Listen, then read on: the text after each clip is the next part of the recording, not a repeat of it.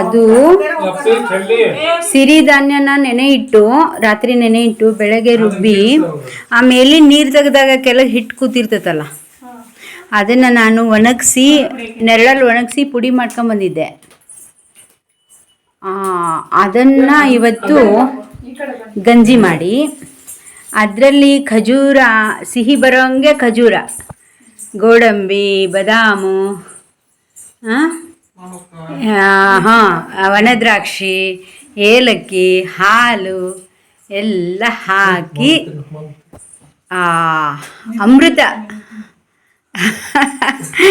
ಅಮೃತ ಅಮೃತ ಪಾಯಸ ಮಾಡಿದ್ವಿ ಇವತ್ತು. ನಮ್ಮ ಸತ್ಸಂಗ ಮೊನ್ನೆ ಮುಗಿದ್ರೂ ಕೂಡ ಈ ಪಿಳ್ಳೆಗಳಿಗೆಲ್ಲ ಮುಟ್ಟಿರಲಿಲ್ಲ. ನಾವು ಬೆಳಗ್ಗೆ ಚೆನ್ನಾಗಿ ನಂಬಲಿ ಮಾಡ್ತಿದ್ವಿ, ಆದರೆ ಇವ್ರು ಬರ್ತಿರ್ಲಿಲ್ಲಲ್ಲ, ಈ ಚಿಕ್ಕ ಪುಟಾಣಿಗಳು ಬರ್ತಿರ್ಲಿಲ್ಲ, ಈ ಹುಡುಗಿಯರು ಬರ್ತಿರ್ಲಿಲ್ಲ, ಎಲ್ಲ ಹಿರಿಯರಿಗೆ ಮಾತ್ರ ದಾಸೋಹ ಆಗಿತ್ತು.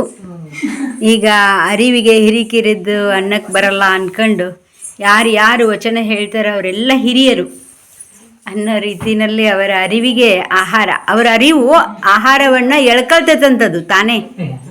ನಿಮ್ಮ ಅರಿವು, ನೀವೇನು ಈ ಬಂದು ಸಂಜೆ ಪ್ರಾರ್ಥನೆ ಮಾಡಿದ್ದೀರಲ್ಲ, ನೀವು ಅರಿವು ಪಡ್ಕೊಂಡಿದ್ದೀರಲ್ಲ, ಅದು ನಿಮ್ಗೇನು ಬೇಕೋ ಆ ಪಾಯಸವನ್ನು ನಿಮಗೆ ಸಲ್ಲೋಂಗೆ ಮಾಡ್ಕೊಂತ ನೋಡ್ರಿ. ಅದು ಲಿಂಗಯ್ಯ ತನಗೇನು ಬೇಕೋ ತಾನೇ ಪಡ್ಕೊಳ್ಳಂಗೆ ನಿಮ್ಮ ಪ್ರಾರ್ಥನೆಯ ಅರಿವು ನಿಮ್ಗೇನು ಬೇಕೋ ಉತ್ಕೃಷ್ಟವಾದ ಪಾಯಸ. ಇದು ಯಾರಿಗೂ ಸಿಕ್ಕಿಲ್ಲ. ಅವ್ರಿಗೆ ಬರೀ ನಾವು ಉಪ್ಪು ಹಾಕಿ ಗಂಜಿ ಕೊಟ್ಟಿದ್ದೀವಿ ದೊಡ್ಡವ್ರಿಗೆ, ಬೆಳಗ್ಗೆ 30 ಜನರಿಗೆ ಅದೇನೆ ಬರಗು ನೆನೆಸಿ ರುಬ್ಬಿ ಹಾಲು ತೆಗೆದು, ಅದು ಧಾನ್ಯದ ಹಾಲು ಅಂತ ಹೇಳ್ತೀವಿ ಅದನ್ನು ಗಂಜಿ ಮಾಡಿ ಅದಕ್ಕೆ ಬರೀ ಉಪ್ಪು ಹಾಕಿ ಒಂದಿನ ಬೆಲ್ಲ ಹಾಕಿ. ನಿಮ್ಗೆ ಹಂಗಲ್ಲ, ಬೆಲ್ಲದ ಬದಲಾಗಿ ಬೆಲ್ಲದಷ್ಟೇ ಸಿಹಿ ಬರೋಂಗೆ ಖಜೂರ ಎಲ್ಲ ಹಾಕಿ, ಗೋಡಂಬಿ, ಬಾದಾಮು, ಒಣದ್ರಾಕ್ಷಿ ಎಲ್ಲ ಹಾಕಿ ಅದ್ಭುತವಾದ ಪಾಯಸ ಮಾಡಿ ನಿಮಗೆ ನೀವೇ ಸಲ್ಲಿಸಿಕೊಂಡಿದ್ದೀರಾ. ಆಮೇಲೆ ಅದು ಏನು ಗೊತ್ತಾ, ನಿಮಗೆ ಕೊಟ್ಟಿರೋ ಖಾರ ಉಪ್ಪು ಇದೆಯಲ್ಲ, ಹುಳಿ ಖಾರ ಉಪ್ಪು ಇದೆ ನೋಡ್ರಿ. ಅದೇನು ಗೊತ್ತಾ, ನಾವು ಬೆಳಗ್ಗೆ ಶಿವಬಸವ ರಸ ಅಂತ ಮಾಡ್ತೀವಿ. ಅದರಲ್ಲಿ ವಿಶೇಷವಾಗಿ ಶಿವರಸ ಅಂತ ನಮ್ಮ ಮಹಾಲಿಂಗಪ್ಪ ಅವರು ಮಾಡ್ತಾರೆ.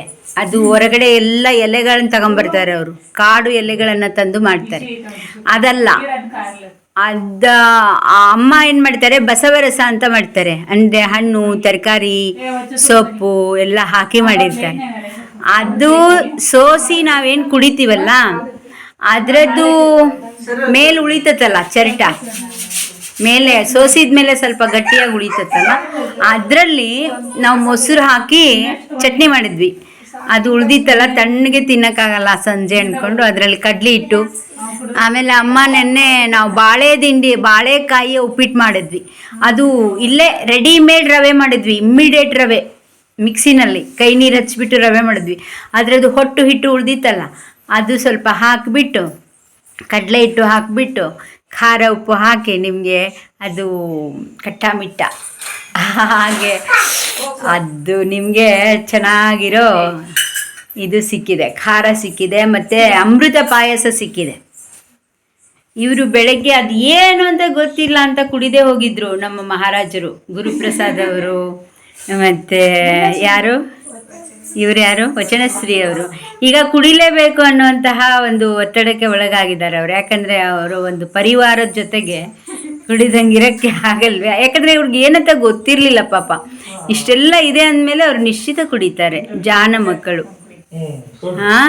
ಕಾಲ ಮುಟ್ಟಲಮ್ಮದ ಸುವಿಧಾನ, ಕಲ್ಪಿತವಿಲ್ಲದ ಸುವಿಧಾನ, ಅನಂತರತಿ ಎಂಬ ಹೆಂಗೂಸು ಮುಟ್ಟದ ಸುವಿಧಾನ, ಭಾಳ ಲೋಚನ ಜಂಗಮ ಮುಟ್ಟದ ಸುವಿಧಾನವ ನಿಮಗರ್ಪಿಸಿದೆ, ಆರೋಗಿಸಯ್ಯ ಪ್ರಭುವೇ ಕೂಡಲ ಸಂಗಮ ದೇವ, ಶರಣು ಶರಣಾರ್ಥಿ. ಶೌರ್ಯ ಫಸ್ಟ್ ಹೇಳ್ತಾನೆ, ಹೆಂಗಿತ್ತು ಶೌರ್ಯ? Super super super. ಹೆಂಗಿತ್ತು? Super super. ಸರಿ ಶೌರ್ಯ, ಇವತ್ತೇ ನಾನು ಹೆಸರು ಕೇಳಿದ್ದು ನಿಂದು. ನೀನು ಪುಟ ಗುರುಪ್ರಸಾದ್ ಹೇಗಿತ್ತು ಪುಟ? ಸೂಪರ್. ಪಾಯಸ ಚೆನ್ನಾಗಿತ್ತಾ ಏನೋ ನಮ್ಮದು ತಾಲಿಪಟ್ಟು ಚೆನ್ನಾಗಿತ್ತಾ? ಪಾಯಸ ಚೆನ್ನಾಗಿತ್ತಾ? ವಾವ್. ನೀನು ಹುಡುಗಿ, ನಿನ್ನ ಹೆಸರೇನು? ಲಕ್ಷ್ಮಿ. ಹೇಗಿತ್ತಮ್ಮ? ಯಾವ್ದು ಚೆನ್ನಾಗಿತ್ತು? ಪಾಯಸ ಚೆನ್ನಾಗಿತ್ತಾ ನಮ್ಮ ದಾಲ್ ಪಿಟ್ಟು ಚೆನ್ನಾಗಿತ್ತಾ? ಪಾಯಸನೇ ಚೆನ್ನಾಗಿತ್ತಾ? ದಾಲ್ ಪಿಟ್ ಚೆನ್ನಾಗಿರ್ಲಿಲ್ವಾ? ಅದು ಚೆನ್ನಾಗಿ, ಅದಕ್ಕಿಂತ ಪಾಯಸ ಚೆನ್ನಾಗಿತ್ತಾ? ನಿನ್ನ ಹೆಸರೇನಮ್ಮ? ನಮ್ಮದು ಪಾಯಸ ಚೆನ್ನಾಗಿತ್ತಾ ದಾಲ್ ಪಿಟ್ ಚೆನ್ನಾಗಿತ್ತಾ? ಎರಡು ಚೆನ್ನಾಗಿತ್ತಾ? ಇದು ಹಾಗೆ ಹೇಳ್ಬಾರ್ದು, ಯಾವ್ದಾದ್ರು ಒಂದು ಹೇಳ್ಬೇಕು. ಯಾವ್ದು ಫಸ್ಟ್ ಯಾವ್ದು ಸೆಕೆಂಡ್? ದಾಲ್ ಪೀಠೆ ಫಸ್ಟಾ, ಆಮೇಲೆ ಪಾಯಸನಾ? ಪರವಾಗಿಲ್ಲ, ಡಿಫ್ರೆಂಟ್ ಟೇಸ್ಟ್, ಅವಳಿಗೆ ಇಷ್ಟವಾದದ್ದು. ಸರಿ ಸರಿ ಅಮ್ಮ, ನಿಮ್ಮ ಹೆಸರೇನು? ರೋಹಿಣಿ. ಯಾವ್ದು ಚೆನ್ನಾಗಿತ್ತು?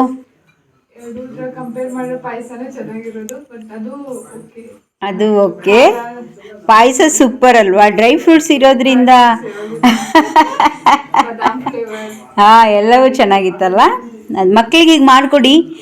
ರಾಗಿ ಎಲ್ಲ ನೆನೆ ಇಡಬೇಕಾ? ರಾತ್ರಿ ನೆನೆ ಇಟ್ಟು ಬೆಳಗ್ಗೆ ರುಬ್ಬಿ ಹಾಲು ತೆಗಿಬೇಕು. ಹಾಲು ತೆಗೆದು ಅದು ಮೇಲೆ ನೀರು ನಿಲ್ಲತ್ತಲ್ಲ, ನೀರು ತಗೊಂಡು ಅಂಬ್ಲಿ ಮಾಡ್ಕೊಂಡು ಕುಡಿಬೇಕು. ಕೆಳಗೆ ಗಟ್ಟಿ ಹಿಟ್ಟು ಕೂತ್ಕೊಳ್ಳುತ್ತೆ. ಆ ಹಿಟ್ಟನ್ನ ಮಾತ್ರ ಸೋಸಿ, ಈಗ ಹೆಂಗೆ ಮೊಸರು ಶ್ರೀಖಂಡ ಎಲ್ಲ ಮಾಡ್ತಾರಲ್ಲ ಹಂಗೆ ಬಟ್ಟೆನಲ್ಲಿ ಹಿಂಡಿ ಹಿಂಗೆ ಜೋತ್ ಬಿಡಬೇಕು. ಹಾಂ, ಅದು ಗಟ್ಟಿ ಹಿಟ್ಟು ಉಳ್ಕೊಳತ್ತಲ್ಲ ಒಳಗೆ, ಅದನ್ನು ನೆರಳಲ್ಲೇ ಒಣಗಿಸ್ಕೊಂಡು ಪುಡಿ ಮಾಡ್ಕೊಂಡು ಇಟ್ಕೋಬೇಕು. ಅದಕ್ಕೆ ಬೇಕಾದರೆ ನೀನು ಬಾದಾಮು ಏಲಕ್ಕಿ ಎಲ್ಲ ಹಾಕಿ ಇಟ್ಕೋಬೋದು. ಹಾರ್ಲಿಕ್ಸ್ ಥರ ಹಾಲಲ್ಲಿ ಹಾಕಿ ಕುಡಿಬೋದು ದಿನ. ಎಷ್ಟಾರು ದಿನ ಇಡ್ಬೋದು, ಅದು ಏನು ತೊಂದರೆ ಇಲ್ಲ. ಹಾಂ, ಹಾಗೆ ನೀನು ಸುಮ್ಮನೆ ಬಿಸಿ ನೀರಲ್ಲಿ ಹಾಕೊಂಡು ಕುಡಿಬೋದು, ತಣ್ಣೀರಲ್ಲಿ ಹಾಕೊಂಡು ಕುಡಿಬೋದು, ಕುದಿಸ್ಬೇಕಂತೇನಿಲ್ಲ. ಅಥವಾ ಈ ಥರ ಪಾಯಸ ಮಾಡಿಕೊಂಡು ಡ್ರೈ ಫ್ರೂಟ್ಸ್ ಹಾಕೊಂಡು ಕುಡಿಬೋದು. ತುಂಬ ಎನರ್ಜಿ, ಬಹಳ ಕಾಲದ ಯಾವುದೇ ಅಲರ್ಜಿ ರೋಗಗಳು ಇದರಿಂದ ವಾಸಿ ಆಗ್ತವೆ. ರಾಗಿ ಇರ್ಬೋದು, ನವಣೆ ಬೀಜ, ನವಣೆ ಅಕ್ಕಿ ಅಲ್ಲ, ಬೀಜ, ಸಜ್ಜೆ, ಜೋಳ, ಕೊರಲೆ, ಆರ್ಕ, ಸಾಮೆ, ಊದಲು ಯಾವುದಾದ್ರೂ ಮಾಡ್ಬೋದು. ಆದರೆ ಈಗ ಕ್ಯಾಲ್ಸಿಯಮ್ಮು ಗಟ್ಟಿಯಾಗಿರಬೇಕು ಅಂದರೆ ರಾಗಿ ತುಂಬ ಒಳ್ಳೆಯದು. ಮತ್ತು ಮಕ್ಕಳಿಗೆಲ್ಲ, ಹೆಣ್ಮಕ್ಳಿಗೆ ಸ್ವಲ್ಪ ಗರ್ಭಾಶಯ ಇದು ಮಗು ಆದಮೇಲೆ ಹಾಲು ಕೊಟ್ಟು ಎಲ್ಲ ಸ್ವಲ್ಪ ಶಕ್ತಿ ಕಡಿಮೆ ಆಗಿರುತ್ತಲ್ಲ, ಅಂಥವರಿಗೆ ಸಜ್ಜೆ ತುಂಬ ಒಳ್ಳೆಯದು. ಮಗು ಹಾಲು ಕುಡಿತಿರ್ಬೇಕಾದ್ರೆ ಸಜ್ಜೆ ತುಂಬ ಒಳ್ಳೆಯದು. ಆಮೇಲೆ ನರಗಳು ವೀಕ್ನೆಸ್ ಆಗಿದ್ರೆ ನವಣೆ ತುಂಬ ಒಳ್ಳೆಯದು. ಹಾಂ, ತುಂಬ ಒಳ್ಳೆಯದು. ದಿನ ಸಜ್ಜೆ ಹಾಲು ಮಾಡಿ, ದನದ ಹಾಲು ಥರ ಇದು, ಧಾನ್ಯದ ಹಾಲಿದು. ದನದ ಹಾಲು ಒಮ್ಮೊಮ್ಮೆ ಮಾರ್ಕೆಟಲ್ಲೆಲ್ಲ ಶುದ್ಧವಾಗಿ ಸಿಕ್ಕಲ್ಲ. ಆವಾಗ ಈ ಥರ ಧಾನ್ಯದ ಹಾಲು ಮಾಡ್ಕೊಂಡು ನಾವು ಮಕ್ಕಳಿಗೂ ಕೊಡ್ಬೋದು, ಮುದುಕರಿಗೂ ಕೊಡ್ಬೋದು. ತುಂಬ ಕಾಲದ ರೋಗಗಳು, ಯಾವುದೇ ರೋಗ ಇದ್ದು ವಾಸಿ ಆಗ್ತಿರಲ್ಲ, ಅದು ಇದರಿಂದ ವಾಸಿ ಆಗುತ್ತೆ. ಹೌದಾ? ಇದು ಮಕ್ಕಳ ತಾಯಂದಿರಿಗೆ ಇರಬೇಕಾದಂಥ ಜ್ಞಾನ. ರೋಹಿಣಿ, ಈಗ ನಿನ್ನ ಹೆಸರೇನು ಪುಟ? ಶ್ರಾವಣಿ. ಹೇಗಿತ್ತಮ್ಮ ನಮ್ಮ ಟ್ರೀಟು? ಯಾವುದು ಚೆನ್ನಾಗಿತ್ತು?